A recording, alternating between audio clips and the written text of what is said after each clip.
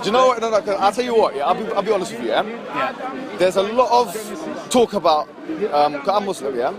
There's a lot of talk about how Muslims perceive homosexuals, how they interact with them and whatnot. Yeah. Or bisexuals, like you probably might maybe associate with that. But I'm just saying, the reason why I feel it's important for us to have discussions, okay, is to basically clear to give people understanding that of what we actually believe, and also so that we can maybe like actually flesh out some key issues. You see what I mean? Because I think the most important thing from both of our perspectives, genuinely, is to understand each other.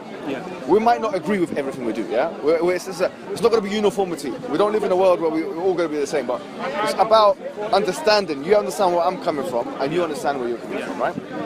So where are you coming from? Okay, let me see where I'm coming from. First of all, I want to ask you a straightforward question. So, first of all, let me tell you something before I ask you something. We, as Muslims, there's a principle, there's a maxim in the Quran, which is... Sorry? We'll do another one. There's a maxim in the Quran, which says, لا يكلف الله نفسا إلا وسعها. So, a soul is not given more than what it can handle, So if someone has a feeling of homosexuality, so I'm saying like if a Muslim, he feels like, attracted or sexually attracted to the same gender, as Muslims, we say, at that point, it's not sinful. Because based on that maxim, do you see how that works? Sorry, what was the maxim in English? So the thought of being gay is not sin.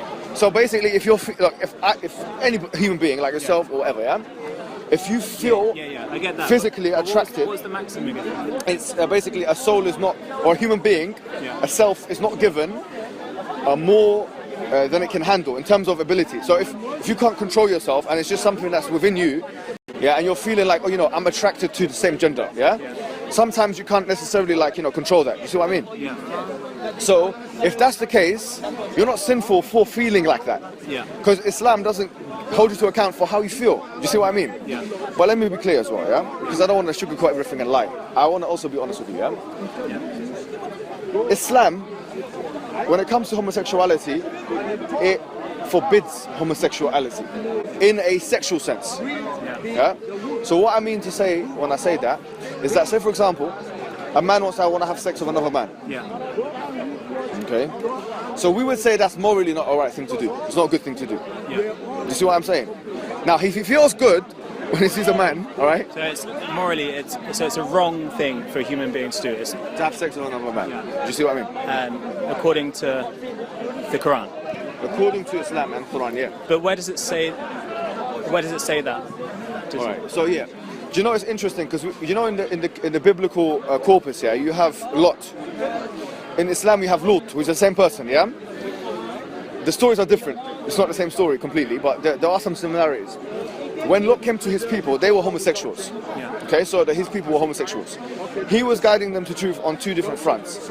He said to them, the first thing he would say to them is stop being homosexual, in terms of having sexual intercourse with other men. I looked at the Quran myself. I did a bit of a study, and I looked at I think 9 mentions of when Lot approached his people, and he's the only prophet that I can identify that he spoke to his people, and he didn't start off by talking about Tawheed, which is the idea that God is one. He actually always started by speaking to them about sexual, stop having sex with men. Men don't have sex with men. That's what basically it's saying. Now, the reason why I would say, I think this is the argument now. Like in the West, they say, look, man, that's okay. You can have that belief. That's fine. But, and you probably agree with this, say we believe in the West here that so long as you're not harming anyone else, you can do whatever you want. Would you agree with that maxim? Yes, I guess so. Well, no. As long as you're not as you're not harming anyone else, you can do whatever you want. Well, you have to. John Stuart Mill, that. Huh? John Stuart Mill. Yeah, John Stuart Mill is an English philosopher, and he talks about the harm principle. On liberty, the harm principle. You guys done politics or something? What did you do? PPE students, What did you both do? of us. Politics, philosophy and economics. Where and what uni? Goldsmiths. We're going in Is it? second year. Yeah. Are you in second year? Yeah. Trust me, guys, man. I've done it all before as well, man.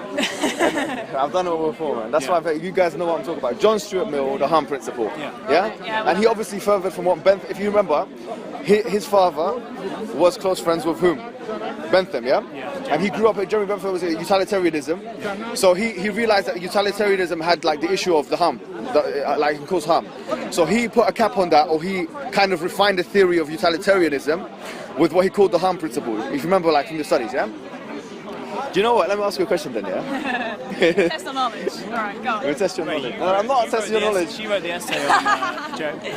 I'm also the bisexual here as well. Are you bisexual as well? Alright, fine, there's two, yeah? So, okay, let me ask you a question straightforward, yeah? Do you accept, do you think, if I said to you, look, all things aside, a mother and a son, they can wear protection, alright? They wear protection and stuff. Mother and a son. Get involved into a sexual relationship. Do you consider that morally acceptable? No, I wouldn't, because their mother is an older. I think age comes into it. I think that the mother is a guardian of the son and is responsible. Go on. It's the power play between them, so it's like I wouldn't think it's okay for a teacher to have. But if they're both consensual. Even if they're both consenting, I wouldn't think it's okay for a teacher to have sex with a pupil because of the power dynamic that exists between them. Same with a mother and a son. There's a power dynamic there. I think if the son had reached the age of 18, which in England we agree there is an age for sexual consent, and like you're an adult now and you can Raise your voice just a little bit. Raise your voice just a little bit. Sorry. If 18 is the age of sexual consent, you can make a decision as an independent adult. You have to have sex with whoever you want. Therefore, if a mother and an 18-year-old decided to have sex, then I would consider it very strange. So you wouldn't accept it? You say it's immoral, yeah? Or a father and a granddad and his granddaughter, but they both, like, the granddaughter's over the age. But my issue isn't that they're related, it's the power dynamic that exists between Okay, I'm with you, I'm listening to your point. I think you've made a good point, actually. Like, it's an interesting point. because whatever age someone is, there's still going to be power relations between the two individuals. I'm accepting what you're saying now. But what I'm saying is that if we're accepting that the maxim that we're being morally consistent with is the harm principle, the maxim basically that you can do whatever you want so long as you don't harm anyone else. Yeah. Then I feel it would be a contradiction of that harm principle if we said, okay, you have one rule for homosexuals and a different rule for those people who practice incest. Because actually, But are you saying that incest is the same as homosexuality? what I'm saying is, can I ask you a question? Yeah, of course you can. What would be in your minds the difference between incest and homosexuality? Because incest exists in this power dynamic that I explained, that like mothers have power over their sons and like But the power and responsibility responsibility to bring them up. there. So can I tell you something, Cam? The things that you've mentioned, And also there's a but I'm with you. There's no power there's dynamic. an inherent love and there's an inherent connection right. So it's due to that element. relationship. Do you think there's a naturalistic element Yeah. which makes it like naturalistically unacceptable? There's a bond in which demands a certain responsibility from the older guardian. Okay, can I tell you something? I'll be honest with you. Yeah. This power dynamic issue is an issue which is, first of all, sometimes if you've done philosophy and PPE and stuff, yeah. So I can tell you that you've got. I remember doing this when I was in uni as well. Yeah, I finished. Yeah. Do you guys remember like doing power? Like, did you cover like theories of power? Robert Dahl, his conception of power, Backrats and Barretts. Do you know? Have you not done that? All right. So basically, there are different conceptions of power. Yeah. From a philosophical perspective, it's difficult to actually track what power is. Robert Dahl, he said that power is the ability for person A to change person B's ability to do what he otherwise doesn't want to do, or something like that. Then there's the second layer of power, which is Backrats and Barretts. They advance on it, etc. So first of all, when we talk about power dynamics, and obviously from a philosophical perspective, you've got Michael Foucault. who talks about power in a in a very complicated way. But it's very possible to have someone that is under the age of consent, like in theory consenting to having sex with someone much older than them. So they're both technically saying, yes, I want to do this. I'm with you. But it's not what I was saying okay. to you is that power, it's in and of itself as a concept, as a construct, is a very difficult thing to define. And that's why you've got so many different people defining it in different ways. Michael Foucault, Gretchen Barrett, Robert Duff. Now what I'll say to you that, so using this construct, which is power, to deem something as immoral is basically arguing in a circle, because first you'd have to prove that it exists in a certain way, and then you'd have to identify how this power exists in a certain relationship. Do you see what I mean? So, but I would say this. I would say that, I'll be completely honest with you. From an atheist, you guys, would you consider yourself like non-religious, yeah? So like, you don't believe in a higher source, yeah? I do believe in something that underlies everything. So would you, okay, fine, I'm with you, but you don't believe in God? I haven't sort of, I haven't established what this underlying something is, but he may be God, but he's a multiplicity of some kind. Okay, I'm with you, but can I tell you something, yeah? If you don't believe in God, my question to you would be, straightforward question, where do you derive your morals? In terms of objective morality, do you think you can get objective morality without an all-knowing, all-wise entity that can dictate them for you? I think objective knowledge can still be sort of apparent to me through this sort of rationale and reasoning between individuals, which is like this underlying something. It is an underlying unknown big other that we are none the wiser to. So you're not completely dismissing the fact that there could be an entity out there that's like that, right? Yeah. I'm with that. But what I was going to say to you here is, this is my... Just like science bases itself on objective knowledge. Yeah. Well, to be honest with you, the scientific method doesn't do that, because the scientific method itself, it gives you certain knowledge that you can rely on a certain time period, but then that can be falsified later on. Of course, but it's not certain truth though. Yeah, it's not certain truth, but I feel like, in different situations you reason different outcomes to the certain outcomes that you want, right? Like if you're under threat, you wouldn't behave in the same way as if you were unthreatened. I'm with you, but what my point to you is, like, have you guys read Nietzsche yet? Nietzsche? Yeah. What book have you guys read? Beyond Good and Evil. Beyond Good and Evil. Do you know how hard that is to read? Have you seen that book? No, don't. I mean, it's a difficult book to read. Test me on it. I'm not gonna test on it. But it's a difficult book to read. You agree, yeah? It's like The Gay Science. He wrote another book called The Gay Science. All right. Nietzsche. People like Nietzsche. People like Bertrand Russell, philosopher, atheist. People like Derrida. Jacques Derrida, you know him. These are postmodernists, yeah? Yeah. So basically, they don't believe that objective morality exists. Yeah. I would agree with them. You would agree with that, Yeah, I would. So if I said to you, objectively, can you prove that homosexuality is a sin? You say, no, you can't. Yeah, you can't prove it's objectively a sin from your perspective. Yeah. But can you prove it's a good thing to do? No. And the same thing with it. But I believe that I can prove it's a good thing to do, in the sense that I feel loved, I feel empowered, I feel like it gives me a sense of belonging, and I think that through expressing my homosexuality, I've been able to be a more authentic version of myself and give more to society. So I think I can prove, in a sense, that it's objective. Do you not think that, because objective morality has a very certain philosophical connotation? Yeah, I guess the struggle is that I don't really believe in that many things that are objective, and no matter what situation you're in, it is objective. But at the same time, I could give you anecdotal and just real life experiences that have proven to myself and many other people. So that's all subjective then, yeah? Yeah, it's subjective. So okay, that's fine. I'm not saying that you're subjective. It's only subjective because I don't believe in objective morality, and I don't believe there's a right way to live your life. I'm not saying to you that's wrong. I'm not saying to you that you're not entitled to that. Okay, right. I'm not saying that. Yeah. But I'm just saying that. So it's very difficult for us here, from a non-objective perspective, to actually condemn anything morally. So even if I say, because you said that it causes me love and this and that, like I feel, you said my homosexuality makes me feel X, Y, Z, yeah? I'm saying to you that Hitler might have felt good when he was sorry, but when he was doing what he was doing, right? Yeah. It doesn't mean that because of that feeling that necessarily means that what he's doing is moral. But Hitler might have felt good, but at the same time killed millions of people. I feel good, and I'm not stopping anyone else from. So going back to the Hum principle. Yeah. Can we prove that liberalism is true, objectively? You know liberalism, the one that we described by John Stuart Mill on Liberty. You know the book. Yeah. can we prove that that ideology is a true ideology? Objectively. No. You guys, this is a good discussion, don't you think? Yeah. All right. We Okay. Let me say. prove that. No. Okay. Listen, guys. I want to say something. Yeah. So I say to you the following thing. Yeah. 2 points I made to you that I want to reiterate. When it comes to the issue of homosexuality, I said to you, look, why do you accept that so long as you can do whatever you want, so long as you don't harm anyone else? Yeah.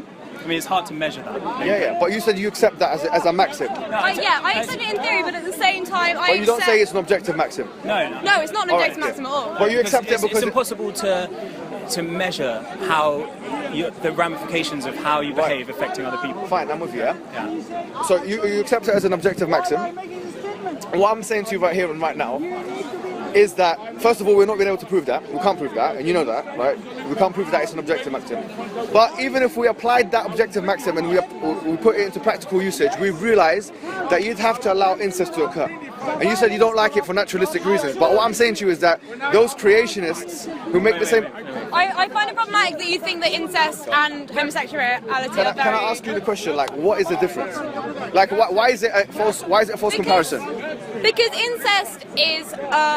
Why is it a false comparison? It's an act that involves like very complicated power dynamics of mothers and children sort of I told you before that the word power has philosophical connotations which you have to unpack, and people define it differently. So Michael Foucault, Robert Dahl, and Backracks and Barretts. There's a lot of ambiguity in the sexual attraction. There's a lot of ambiguity in the way we relate to each other. Like it's. But can I tell you what I think? Yeah, I think the reason why homosexuality is accepted and incest is not as accepted is because in the 1960s and 70s you had a movement of homosexuals that came out publicly demanding rights, and that was listened to by society, and it became the social norm.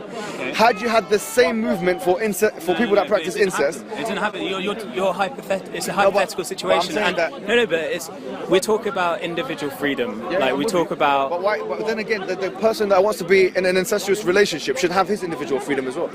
Yeah, of course. But okay, you can talk about sort of universalizing. Okay. You with me now? Do you see where I'm coming from? No. I see where you're coming from. But there's a problem because. What's the problem? As I said, like when you asked me, do you have a problem with incest? I said, if someone is of age, if they were 18 years old. Let's say 35. They both the man is a 35-year-old man, big man like me, and the mum is like 55, and they want to get into an incestuous relationship together. I wouldn't say that was morally wrong. Okay. So now you've retracted. No, because I didn't know, but I would say it's very strange because. But that's just your value judgment on it. Yeah, it's my value judgment. Because they knew each other, like the mother knew them as a child, and they were a child to them, and they're still a child. And the idea of adults having sex with children, I view as morally wrong. No, but they're not children anymore. He's 35. But Woody Allen. Woody Allen adopted a child. She grew up to when she hit 18. He started getting with her, and then he ended up marrying her. I genuinely don't think anything's wrong with that. Okay. What's wrong with that? What is it? She's not even his daughter. I know, but I don't think the relationship there is a relationship of equal power or a relationship. But remember what we said about power. Okay, all right, I'm going to stop using the word power because that's the only thing you have to cut me down on. Okay, I don't think the relationship there is one that views the two people as like equal people, because the mother has taught the son, or the father has taught the daughter, this is how you should live your life. But equality is once again, you can't prove that objectively, can you? I can't prove anything to you objectively because I don't really believe in objective truth, so it's kind of like a non-point. I can't prove you objectively anything. I get your point. Right, so do you see, what I'm saying to you is the following, that we have to be, whatever paradigm we want to work within, we have to be morally consistent, I'm a Muslim. What I believe in is that basically God, there were prophets that came before time, that God revealed a message that He is singular, He's one, etc., to all these prophets, and that these prophets came with two things. They came with an evidence base, and they came with a message. The message was that He was one, God is one, etc., and that you have to obey God. That's the message. In that message, there's basically God's expectations we have to be. In that message, I'm saying to you that we believe that homosexuality, the act of penetration, sorry to be graphic. What if you're a girl? What about it? Is it still You like... can't have penetration if you're having two girls having sex. You can if you use some... I mean, you can. But if you don't have penetration, there's two girls having sex. Is it morally wrong? It's morally wrong as well. We would say that. Yeah, we would say basically... But why? If it's the act of penetration, why? The question of why, the answer of it is a straightforward question. The paradigm is that God knows best, yeah? Sure. Yeah, so God knows best, so he's telling us it's wrong. But if you're saying the act of gay sex is wrong because of the act of penetration... No, it's not that. So, why is the act of gay sex... Why is it wrong? Yeah. The answer from our paradigm is because God said so. And God is all-knowing. And that's objective morality. Therefore, everything that comes from an objective moral perspective is what we follow. But even if you wanted to use your own words against, because you did mention naturalistic things, yeah? You said that incest is unnatural, yeah? I didn't say that. Well, I think we agreed upon that at some stage, but we could use that very same argument against homosexuals. I didn't know. But homosexuality exists in so many different species. It existed throughout the whole of time. Fine. So does murder.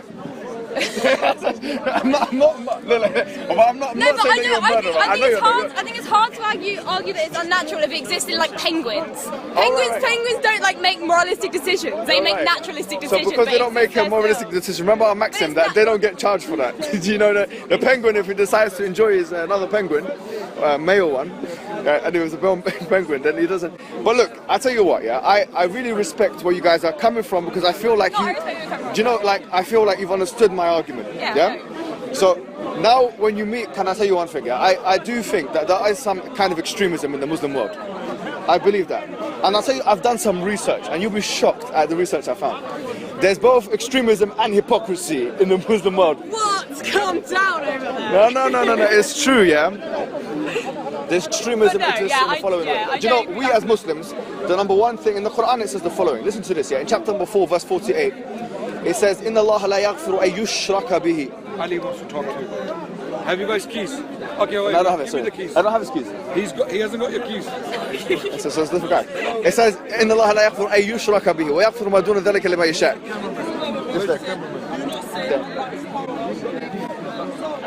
God says, sorry, I'm sorry about this. It says that God doesn't allow that you do shirk with him. Shirk is like giving the rights of God to any other than God, yeah? That's what shirk is. So saying that God is someone else worthy of worship or something else, yeah? Than God.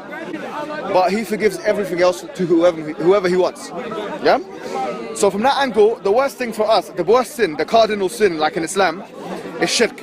That's number one.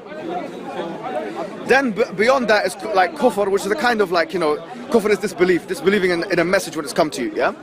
Then below that, there are things like murder. Murder is there, yeah? According to Ibn Qayyim, one of our scholars that wrote a book called The Debt with the Wet, when he addresses the issue of homosexuality, he says, then after murder, below that, he says, in his opinion, he believes that the act of a man having sexual intercourse with another man is there. Right below murder, basically, yeah? So you've got shirk, kufr, but the point is, look, think about this. Those Christians that are walking around right now in Speaker's Corner, they're doing the number one sin for us. Yeah, because they believe that Jesus is God, yeah? Hindus that believe that Ganesh is God, he's got 8 arms, this God is God.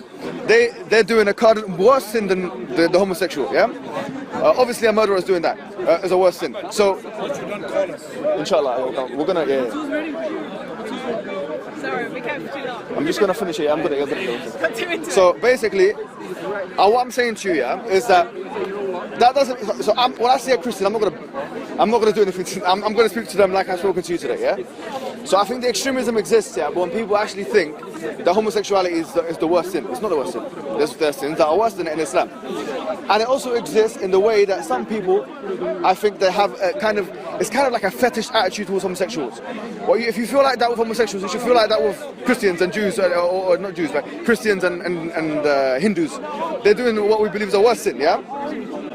So I feel like free discussion and conversation, the one that we've had today, is a vitally important thing that we should do. And I think it's a point of agreement.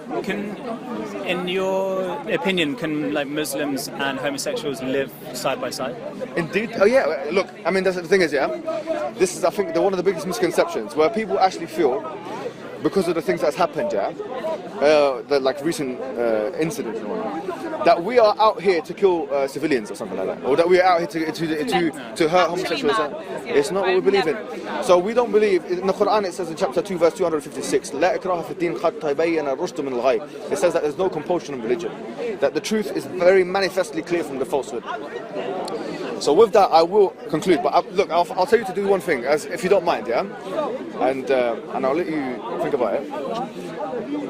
Can you do me a favour? When you go home, start reading the Quran. I do want to read it. Read it, because if you're doing PPE, you will get. I'll tell you what you guys are going to have. You're going to have a good insight in the world. Because I've done a very similar course in uni. Yeah. What did you do? Sorry. I done politics. Then I done a postgraduate in history, and then things after that. But the point is, there was a lot of like philosophy modules in that one. Yeah. What you need, I think, what will make you an all-rounded person is not only to have idea of politics and philosophy, but also to have an understanding of at least the major world religions. Like, where are we coming from? So I know now where you're coming from, so you should know where I'm coming from. I'm not saying that you look. I'm not going to treat you in a bad way.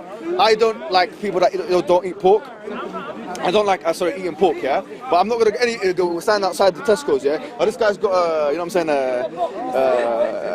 what do you call it, a beer can. Let's rush him. Let's beat him up. We're not gonna do that. It's not practically and reasonably. That's not how we interact. Our method is rationalism. We believe in like intellectualizing it and speaking and genuinely, not sugarcoating it. I'm not gonna lie to you, but also I'm not going to treat you with any disrespect, because that's not the way of the prophets. That's not what Lot did when he met the people. He said to the people, you know, basically abandon this act of homosexuality, abandon it. You'll feel that your life is probably going to get better. I'll be honest with you. What if it doesn't? Trust me, I'll tell you what, and what if it doesn't? I promise you, it will. But what if I felt worse being in the closet than out of the closet? Do you know what? It's not all about how you feel from a sexual perspective. Can I tell you that? But not from a sexual perspective, in a sense of like me as a whole human being. I feel like I'm a more authentic version of myself if I'm honest about my homosexual feelings. Do you know what? You've got to ask yourself a question now. What is the purpose of life? Because if you answer that question properly, then you can answer what would be the most authentic version of you. Do you see what I mean? Yeah. You are authentic when you're doing your purpose. There's a basic human function. We've got to ask ourselves, what is that basic human function? Do you see what I'm saying? Yeah. Alright. Well, it's been fantastic. I'm going to run now because I've got to pray and go to these guys. Well, thank you so much for everything, yeah? Brilliant. Fantastic, yeah? Thank you very much. Take care.